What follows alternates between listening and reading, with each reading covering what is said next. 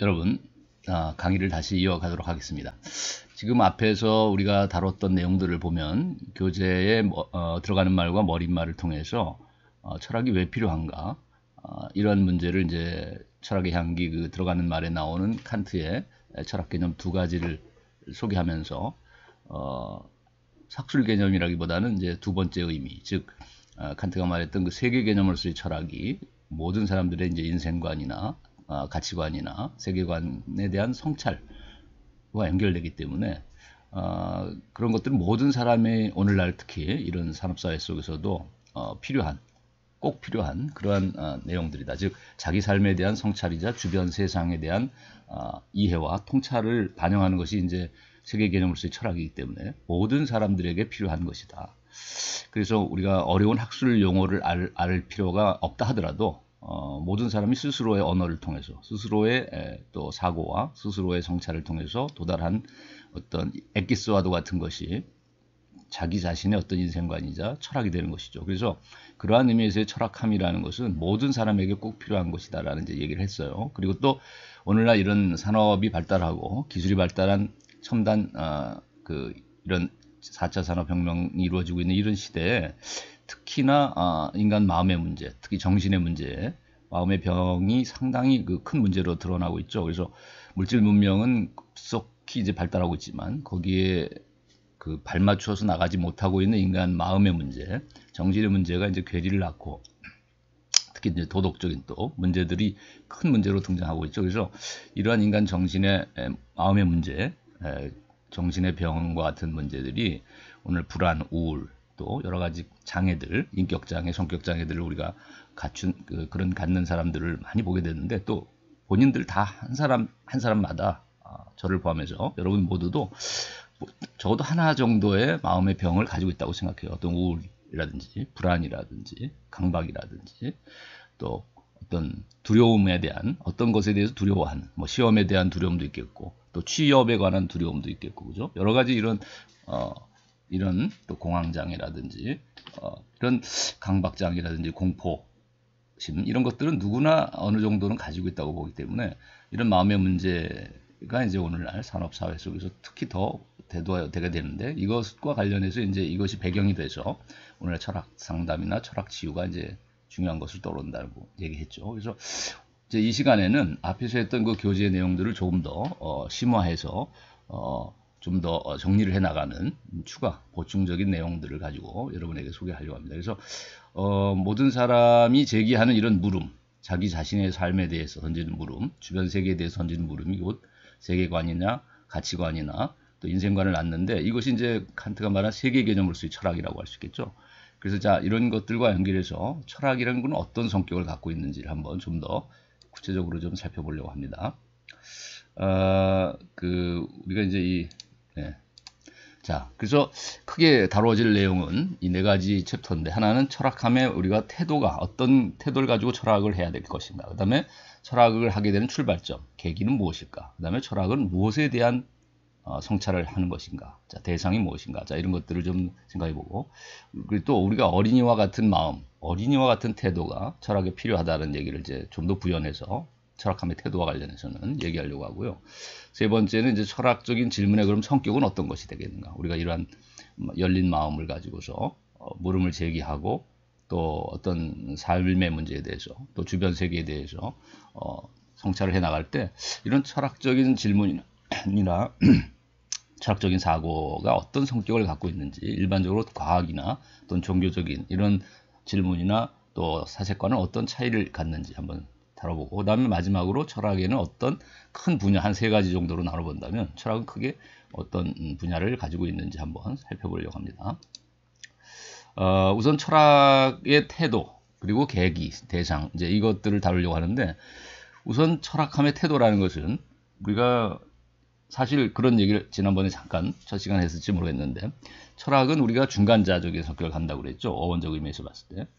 그래서 또한 철학이라는 것이 우리가 존재론적으로 보자면 우리가 동물이나 식물과 같은 생명체도 있지만 또 인간 이상의 어떤 존재자가 있다고 우리가 가정해 볼 수 있다면은 우리가 인간보다는 여러 가지 면에서 부족하다고 볼 수 있는 어떤 동물이나 식물 그리고 인간보다 훨씬 더 뛰어나다고도 할 수 있는 어떤 존재가 있다고 한다면 인간은 이제 그 중간에 위치한다. 그래서 하늘과 땅 사이에, 물리적으로 볼 때는 하늘과 땅 사이에 인간이 위치하고 있듯이 그 존재론적으로 또 보자면 인간은 어떤 정신적이고도 신적인 그런 존재와, 그러니까 물리적인 어떤 제약을 받지 않는, 그죠?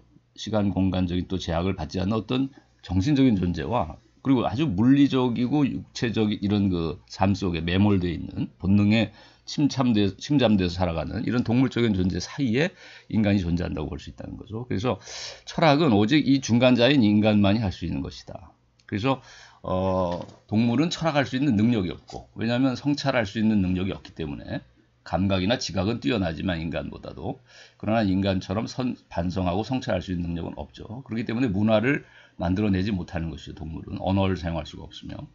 그런가 하면 어떤 인간보다 뛰어난 시간 공간적인 것을 제약을 넘어설 수 있고, 어떤 정신적인 능력이 인간보다도 뛰어난 어떤 존재가 있다면, 뭐 육체의 한계를 갖지 않는, 자, 그런 어떤 신적인 존재가 있다고 한다면 그러한 존재는 철학을 할 필요를 느끼지 않죠. 왜냐하면 그런 존재는 인간보다 훨씬 더 통찰력이나 사고력이 뛰어날 존재일 것이기 때문에, 정신력이. 그렇다면 굳이 인간이 고민할 문제들에 대해서 그렇게 고민할 필요가 없는 것이죠. 꿰뚫어 볼 수 있는 능력을 가지고 있고, 지혜를, 인간보다 뛰어난 지혜를 가지고 있을 것이기 때문에 우리가 지혜를 사랑한다고 하는 어원적 의미를 갖는 이 철학을 굳이 할 필요는 없다. 왜냐하면 지혜 그 자체를 이미 가지고 있고 소유하기 때문에, 그런 뛰어난 존재라고 한다면. 그런가 하면 이제 뭐 아까 말했듯이 동물적인 존재들은 지혜라는 것을 추구할 능력이 없는 것이죠. 감각 지각을 통해서, 그 데이터들을 통해서 본능적으로 삶을 영위할 뿐이지, 그래서 성찰의 능력도 없는 것이다. 그래서 인간만이 철학을 할 수 있는 능력을 가지고 있고, 또한 철학을 할 필요를 느낀다는 것이죠. 그래서 이러한 철학을 하는 인간은 어떤 태도를 가지고 있어야 되냐면, 중간자로서 항상 겸손한 태도, 그러면서도 또 동물적으로 이렇게 물리적인 삶, 이런 육체적인 삶에 갇혀서 살아서는 안 되기 때문에 나태해지거나 또 그 자기 삶에 자만하고 있어서는 안 되겠죠. 그래서 겸손한 태도와 함께 좀 더 뛰어난 지혜를 추구해 나가는 이런 인간은 아직 완전한 지혜에 도달하지 못했다고 하는 자각을 통해서 겸손함을 갖춰야 되고, 태도가 또한 동물적으로 나태함에, 안일함에, 본능적인 것에 그저 탐닉하면서 살아가는 그런 나태함과 어떤 자만에 빠져서는 안 되기 때문에, 또한 이런 그 제약을 넘어설 수 있는 어떤 용기, 자, 본능을 뛰어넘을 수 있는 어떤 용기도 필요할 것이다. 그래서 이러한 태도는 우리가 어른들보다는, 왜냐면 어른들은 상당히 오히려 자만을 하고 살거나, 그래서 어떻게 보면 아주 이기적이고 자기 삶의 어떤 그 중독, 뭐 어떤 알코올 중독, 마약 중독, 또 도박 중독, 이렇게 어떤 본능적이고도 어떤 감각적인 삶에 거기에 어디 탐욕적으로 거기에 만족하면서 살아가는 어른들이 있는가 하면, 또 아주 자포자기하면서 인생을 허무하게 보내는 이런 사람들이 많이 있다고 볼 수 있어요. 그래서 그런 어른들의 태도보다는 어린아이의 태도가 이제 필요하다. 철학하는 데는 어린아이는 열린 마음을 갖기 때문에 항상 자기가 알지 못하는 것에 대해서 알고 싶어하는, 그래서 겸손하고 자기가 다 알지 못한다는 걸 알기 때문에 어린아이는 겸손하죠. 그리고 또 용기 있게 질문을 하죠. 뭐 자만하지 않아요, 그죠? 자기가 아는 것에. 그래서 자기가 뭐 자랑을 하거나 자만하기보다는 항상 겸손하게 묻고 또 용기 있게 이런 탐구를 해 나가는 존재이기 때문에 어린이의 태도가 어른들보다는 항상 열린 태도라고 보여진다. 그래서 철학함의 태도는 이런 어린아이와 같은 열린 마음이 필요할 것이다. 자, 그럼 철학함을 출발을 시키는 어떤 계기는 뭘까? 자, 철학함은 어떤 출발점을 갖는가 하면은, 우리가 정서적으로 우리가 접근한다면, 우리가 고대인들은 놀라움, 경이라고 하죠. 한자 말로는, 우리말로 하면 놀라움인데, 자연에 대해서, 이 거대한 우주와 또 이 자연에 대해서, 또 주변의 삶에 대해서 놀라움을 갖게 됐다는 거죠. 고대인들은. 어떤 사람이 뭐 자기가 친한 사람의 또 죽음을 맞게 되면 인간 삶의 의미에 대해서 굉장히 또 놀라게 되죠. 내가 살아간다는 게 당연하다고 생각했는데 내 친한 친구가 또는 우리 가족이 그 임종하는 것을 보면서 놀라움을 느끼게 된단 말이죠. 그죠? 산다는 게 뭐지? 또 죽음은 어떤 의미를 갖는 건가? 죽음 이후에 어떤 세계가 있을까? 뭐 이런 것들에 대한 두려움이나 놀라움을 갖게 되는데, 자, 그래서 우리가 이 놀라움, 경이로움이라는 것이 또 이 무한한 우주에 대해서 경의를 가졌기 때문에 철학을 하게 됐다는 거예요, 고대인들은. 그 다음에 이제 우리가 중세를 넘어서서 우리가 근대인들의 특징은 데카르트나 이런 베이컨 같은 근대 철학자들의 특징을 보면 의심에서부터 출발한다. 그 출발점. 왜냐하면 고대인이나 중세인들이 가지고 있었던 세계관이나 가치관에 대해서 의심을 하게 됐죠. 근대인들은. 그래서 새로운 출발점을 자기 스스로 마련하려고 했어요. 그래서 데카르트도 모든 학문의 출발점, 철학의 출발점을 이제 성찰이라는 책을 통해서 모든 것을 의심한 후에 도달하는 나는 생각한다, 고로 존재한다라고 하는 이런 명제에 도달하게 되는데, 이것은 이제 자기 철학의 출발점이자 모든 학문의 토대로 다시 새롭게 놓으려고 했죠. 자, 이런 것들을 토대를 지우기 위해서는 이제 그 이전의 모든 전통을 이제 의심하는 것에서 출발했죠. 그래서 이걸 방법적인 회의라고 했는데, 의심을 위한 의심이 아니라 어떤 확실한 것에 도달하기 위한 토대를 찾기 위한 방법적인 의심의 절차다. 그래서 방법적인 의심이라고 그러죠. 방법적 회의라고 하고, 베이컨도 우상론이라는 네 가지 우상을 타파하자라는 우상론을 제기하면서 새롭게 어떤 귀납이라는 방법을 통해서 학문의 기초를 놓으려고 했다는 점에서 경험론자나 이런 합리론자나 어떻게 보면 다 근대인들의 특징은 뭐냐면 전통을 의심하고 토대를 새롭게 놓으려고 하는, 자, 이런 출발점을 거기서 찾으려고 했다는 점에서 고대인들은 경의에서 출발했다고 한다면, 세상에 대해서 놀라움을 통해서 철학을 하려고 했다면, 근대인들은 그동안에 쌓아왔던 모든 지식이나 상식이나 고정관념에 대한 의심을 통해서 출발하려고 했다. 근대적인 철학의 출발점을.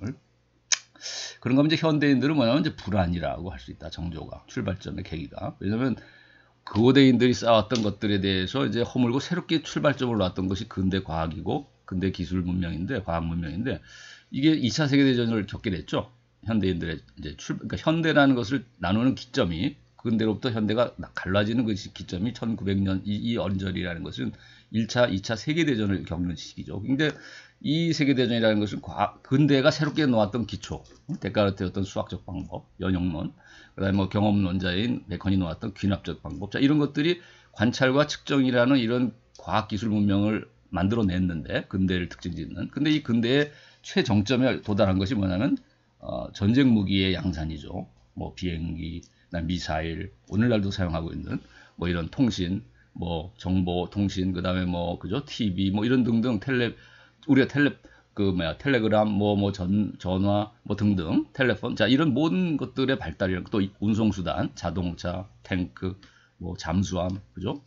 자, 우리가 이런 것들의 발달이라는 것이 결국 과학기술 문명을 통해서 보여지는 이 근대의 특징인데, 이런 것들의 그 어떤 한계를 노출한 것이 1, 2차 세계대전이죠. 1, 2차 세계대전은 이 과학기술의 총화인 전쟁 무기, 미사일이라든지, 인터넷도 사실은 전쟁 목적으로 만드는 거잖아요. 인터넷이 정보를 얻기 위해서 그래서 우리가 이런 그 전쟁 무기의 양산이라는 것으로 귀결되는데, 과학기술 문명의 근대의 끝자락에서 보면 그것이 결국 인류와 지구를 파괴하는, 우주를 파괴해 나가는, 오염과 파괴를 가져오는 이런 전쟁, 거대한 전쟁이죠. 그래서 인류의 3분의 1이 목숨을 잃었는데, 자, 이런 상황을 보게 되면서 어떤 아이러니한 역설을 느끼고 모순을 느낀 것이 이제 현대인들이죠, 이제. 그래서 현대는 실존 철학과 같은 철학자들은 이제 불안, 공포, 자, 염려, 근심, 자, 이런 것들이 결국 출발점에서 놓여진 어떤 정서다. 그 현대 철학에. 그래서 실존 철학이 이제 현대 철학의 시작이라고 한다면, 실존 철학의 출발점은 1, 2차 세계대전을 통해서 인류의 3분의 1의 죽음을 가져왔던 과학기술 문명, 계몽시대가 나왔던 총화이자 근대를 지배했던 이 과학기술 문명에 대한, 말하자면은 불안, 그것에 대한 확신을 갖지 못하는 것이죠. 그러나 그렇다고 해서 우리가 과학기술 문명을 완전히 또 포기할 수는 없잖아요. 그러다 보니까 불안 심리를 갖게 되는 거죠. 여기에 의지하고 살아갈 수밖에 없잖아요. 사람들은, 근대 이후의 현대인들은, 모던한 사람들은 어쩔 수 없어요. 그죠? 그 과학기술을 부정하고 살 수는 없어요. 그러나 그거에 기대해서 그것을 또 도구로서 쓰고 또 거기에 적응해서 살지만은 항상 두려움을 갖게 되는 것이죠. 또 어떤 불안함을 느끼게 된단 말이죠. 그래서 현대인의 출발점은 이제 뭐냐면 불안 심리로부터 철학을 하게 됐다라고 볼 수 있다. 자, 그러면 우리가 이제 이런 정도로 얘기를 하고, 그 다음에 그럼 철학함의 대상은 어떤 것이냐, 우리가 다시 한번 정리해 보자면, 고대인들은 이제 놀라움이라는 어떤 계기를 통해서 철학을 하게 됐다. 근데 무엇에 대해서 놀랐냐면, 일단은 주변에 이 광대한 우주죠, 그죠? 무한히 펼쳐진 것 같은 이런 하늘의 그 별과 같이 무한히 많은, 또 모래알과 같이 많은 이 거대한 바다와 거대한 이 우주를 보면서 고대인들은 자연에 대해서, 자연을 대상으로 놀라워했어요, 그죠? 그것이 자연 철학이라고 하는 고대 철학의 출발점이죠. 그래서 뭐 자연주의라고 오늘날도 할 수 있는 내추럴리즘이라는 것은 사실 고대인들의 어떤 특징인데, 그러나 이제 또 우리가 오늘날의 근대인들이 생각하는 자연 개념하고 다른 점은, 근대는 자연이라고 하면 이제 물리적인, 물리학, 피직스라는 말이 어원이 피지스라는 그리스 말에서 오는데, 이 피지스라는 의미에서 자연이라는 것은 오늘날 자연과학의 기초가 되는 이 물리학, 피직스의 어원이 되긴 하지만, 오늘날 피직스란 그 피직스가 다루는 자연하고는 좀 다르다. 왜냐하면 피직스, 물리학에서 다루는 자연이라는 것은 생명 현상이나 어떤 정신 현상이 완전히 배제된 그냥 물질로서의, 그죠? 그런 의미에서 무기물로서의 자연을 이해하죠. 물리학은 그 자연이라는 의미가, 피직스에서 다루는 피직스는. 그러나 이제 그 고대인들의 경우는 이 자연이라는 개념 안에 그 어머니 대자연과 같이 생명의 근원이자 또 어떤 물활론이라고 그러죠. 필로소이즘이라는 말도 쓰고 애니미즘이라는 말도 쓰는데, 이런 그 아니마, 정신 또는 영혼이 깃들여져 있는 자연, 또 생명이 깃들여져 있는 자연이었죠. 그래서 어떤 물질적인 현상만이 아니라 어떤 생명 현상, 더 나아가서는 정신적 현상까지를 다 포함한 것이 이제 자연 개념이었다, 고대인들은. 그래서 그런 자연에 대해서 놀라워했죠. 그렇기 때문에 우리가 그들의 그 자연관을 보게 되면 어떤 신화 같은 것들, 그죠? 애니미즘, 또 물활론, 또 정령 신앙과 같은, 자, 이런 것들이 그들의 자연 개념 안에서는 나오는 거예요. 그래서 뭐 바다를 보면서 포세이돈 같은 신적 존재를 떠올리고, 하늘의 번개를 보면서 제우스를 떠올리듯이. 자, 그러면 중세인들은 어떤 태도를 통해서, 이제 계기를 통해서 시작했다고 봐야 되냐면 믿음이죠.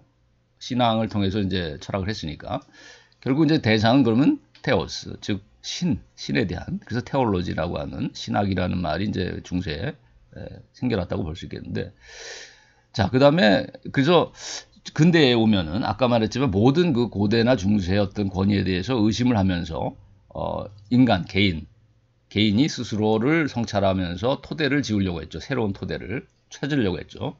데카르트 같은 사람은 이제 수학적 방법을 통해서, 연역을 통해서, 또 우리가 베이컨 같은 경험론자는 이제 귀납을 통해서, 그죠? 그래서 경험론적인 관찰이나, 그 다음에 이성론자들의 어떤 이런 수학적인, 논리적인, 자, 이런 증명 방식, 자, 이런 것들이 결국 근대인들은 어떤 확실한 것에 도달하기 위한 한 방법이라고 생각했고, 그것이 과학을 낳은 것이죠. 과학적 방법을, 관찰과 측정이라고 하는. 그래서 오늘날 이제 컴퓨터 같은 것들이 이제 만들어지게 되는 거 아니겠어요? 그러면 자, 이런 근대인들에게 있어 중요한 대상은 그럼 뭐냐? 물론 자연에 대한 연구를 하긴 하지만 그것들이 사실은 개인의 어떤 이런 이성적인 능력, 인간의 이성적 능력, 또 인간의 어떤 관찰 능력, 이걸 통한 어떤 데이터 수집과 연결돼서 자연을 보게 되는 거니까 결국은 이제 어떤 인식론적인 관심이 또 새롭게 등장하게 되는 거고, 자연보다는 인간 안에 대한, 인간의 능력에 대한 성찰이 이제 깊어지게 되는 것이죠. 근대가 오게 되면. 그래서 외부적인 자연에 대한 관심이 이제 내부적인 인간 안으로 들어오게 되면서 자연에 대한 이해라는 것도 결국 내가 자연을 어떻게 이해하는가에 대한 원리, 내가 어떤 인식의 원리를 가지고 자연을 바라보는가, 이런 것이 이제 인식론이라는 것에 관심을 갖게 됐다, 철학이. 그래서 근대에 오면 이제 인식론이 발달한다고 그러죠. 고대에는 어떤 자연에 관한 존재론이 발달했다고 한다면, 중세에는 이제 신론이자 신학이 발달했고, 그죠. 자, 현대 와서는 근데 뭐냐? 자, 이런 불안 심리에서 출발했다 그러죠. 그거는 이제 고대로부터 쭉 중세, 근대를 거쳐 내려왔던 토대들, 자연에 대한 어떤 확신, 신에 대한 믿음, 또 인간 자신에 대한 어떤 긍지, 인간의 능력에 대한 어떤 신뢰, 자, 이것이 이제 모든 의심을 극복한 기초에는 이런 고대적인 자연, 중세적인 신, 근대적인 인간에 대한 확신이나 그 토대적인 믿음이 있었는데, 자, 이런 것들이 다 허물어진 시기가 언제냐면 이제 1, 2차 세계대전을 통한 현대라는 것이죠. 1900년대 이후. 자, 그러면 현대인들은 결국 불안한 심리, 절망이라는 어떤 정조를 가지고 철학을 하게 되는데, 그 대상은 그럼 뭐게 되겠느냐? 고대인들이 확신을 했던 자연도 아니고, 중세인들이 믿었던 신도 아니고, 그 현대인들의 관심은 근대인들이 또 자신했던, 또 믿었던 인간 자기 자신에 대한 믿음도 이제는 거의 흔들리게 됐다는 거죠. 불안과 절망 속에서. 그래서 인간이 인간을 신뢰하지 못하게 되는 것이 현대인들은, 거죠. 그러다 보니까 그 허무주의라고 하죠. 니힐리즘이라고 영어에서는 그죠? 니힐리즘. 니힐이라는 말이 이제 그리스 말로 무라는 뜻이죠. nothing. 결국 nothing. 현대인들의 관심은 근본 관심은 사실은 없어요. 왜냐하면 믿을 게 없다는 거죠. 그래서 우리가 상대주의적이고 또 허무주의적인 것이 이제 현대의 어떤 소피스틱한 현대 오늘날 포스트모던한 철학자들의 특징이 이런 상대주의와 어떤 허무주의적인 요소들을 상당히 많이 가지고 있게 된다.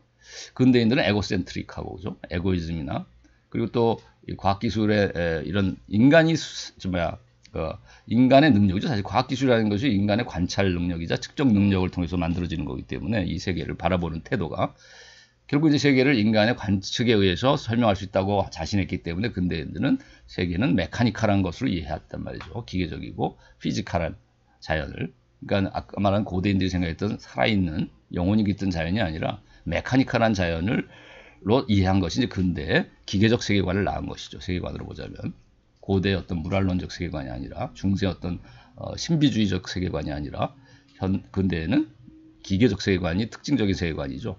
세계관으로 치자면 현대인의 경우는 이제 뭐 허무주의와 상대주의적인 세계관을 갖게 되는 것이지만 자 그래서 이 정도로 하고 철학함의 대상에 대해서 자 그 다음에는 우리가 어린이와 철학을 좀 더 질문하게 비교를 좀 하는 예를 하나 들어본다면 어린이의 이제 질문이 매우 유치한 것 같아도 사실은 어떤 현학적인 어떤 그 철학자의 학설보다도 굉장히 철학적이다. 오히려 어린이의 태도가 어린이의 질문이 예를 들면 이제 어린이가 엄마한테 이런 질문을 한다고 그래요. 이게 뭐야, 엄마? 그러니까 엄마가 이거 가위지. 이제 가위를 보고 질문했다고 치면 그러면 아이는 묻는다는 거죠. 다시 가위가 뭐야, 엄마? 그러면 가위는 뭐 쇠로 만들어 가지고 뭘 자르는 데 쓰는 도구지. 쇠로 만드는 거야. 자르는 거야. 그렇죠. 이제 아이는 질문하죠. 쇠는 뭐야? 쇠라는 게 뭐지? 그러니까 그거는 말이지 어떤 그 딱딱한 물질이야. 쇠는 가장 딱딱한 물질이지. 그랬더니 아이가 저도 물어보죠. 그럼 물질이 뭐야? 물질이란 건 뭐야? 그러자 이제 엄마가 할 말이 이제 마지막 추상적인 거잖아요. 점점점 그죠? 가위, 쇠, 그다음에 쇠보다 더 추상적인 게 물질이잖아. 그럼 물질을 설명하려니까 이제 좀 더 추상적인 것과 대비시켜서 그거는 말이지 물질이라는 것은 보이는 어떤 그 존재인데 보이지 않는 어떤 마음하고는 달라서 어떤 색깔도 있고 뭐 형태라든지 뭐 크기도 우리가 잴 수도 있고 측정도 할 수 있는 뭐 그런 어떤 그런 존재야. 물질이라는 것은 보이지 않는 게 아니고 보이는 어떤 것이지. 그러니까 이제 아이가 그러지. 엄마 그러면 보이지 않는다는 그 마음은 또 뭐야? 세상에 어떻게 보이는 것만 있는 게 아니라 보이지 않는 것도 있는 건가? 그래서 보이지 않고 또 크기도 잴 수 없고 뭐 색깔도 없고 형태도 없고 그런 게 있는 거야? 그런 건 없는 것이 아니야? 보이는 것과 보이지 않는 것 그런 것들 중에서 뭐가 더 중요한 거야 그럼? 무엇이 더 근본이라고 할 수 있을까? 무엇이 더 중요할까? 물질이 더 중요한 거야? 정신이 더 중요한 거야? 보이지 않는 게 더 중요한 거야? 자, 이런 질문을 한다는 거죠. 근데 이런 굉장히 철학적인 질문이다. 그래서 우리가 철학적 세계관에서 보면 우리가 유물론과 물질과 정신 중에 무엇이 더 중요하느냐, 보이지 않는 것과 보이는 것 중에 무엇이 더 중요하냐 했을 때 보이는 것이 더 중요하다고 하는 철학적 세계관을 우리가 유물론이라고 그러고 마테리얼리즘이라고 그러고 보이지 않는 것이 더 중요하다고 하는 세계관을 우리가 스피리추얼리즘, 그죠? 관념론 또는 뭐 유심론 이렇게 얘기하는 것이죠. 그래서 우리가 근대에도 이런 세계관이 있었고 고대나 중세에도 있었어요. 그죠? 그래서 이런 세계관은 굉장히 뿌리가 깊어서 고대에는 소피스트 같은 사람들은 이제 아무래도 마테리얼리즘에 가깝고 유물론적 견해가 많았고 그런가 하면 이제 플라톤은 관념론자잖아요. 그죠? 아이디얼리즘, 이데아의 세계를 얘기하니까 이데아라는 말에서 아이디얼리즘이란 말이 나왔으니까 보이지 않는. 자, 그래서 그 중세도 이제 이런 신비주의라든 것들을 통해서 이제 관념론적 성격을 우리가 이해할 수 있다면 근대에도 여전히 관념론자인 뭐 버클리라든가 주관적 관념론이라고 하는 또는 뭐 라이프니츠 관념론이 나온 것이 나오고 또 홉스라든지 우리가 뭐 라메트리 같은 그런 사람들은 유물론자죠. 그런가 하면 데카르트는 이원론자라고 그래가지고 물질과 정신 두 개가 다 중요한 원리다. 그럼 이원론이 되는 거예요. 그죠? 심신 이원론이 되고. 그래서 이게 근대 이후 또 오늘날까지도 여전히 남아있는 대립적인 세계관이죠. 유물론과 관념론의 대립. 근데 이런 어려운 철학적 세계관이라는 것이 사실 말로 설명하려면 매우 복잡하고 또 관념론 안에서도 매우 많은 유형의 유파가 있고 또 그죠? 또 유물론 안에서도 여러 유형의 유파가 있겠지만 복잡해질 수 있겠지만 학술적으로 설명하려면 그죠? 학술 개념으로서의 철학으로서는 매우 어려워지지만 우리가 세계관으로서의 철학, 세계 개념으로서의 철학으로 접근해 보자면 이렇게 쉬운 거라는 거예요. 아까 어린이의 질문, 엄마 보이지 않는 것과 보이는 것 중에 뭐가 더 중요해? 자, 이런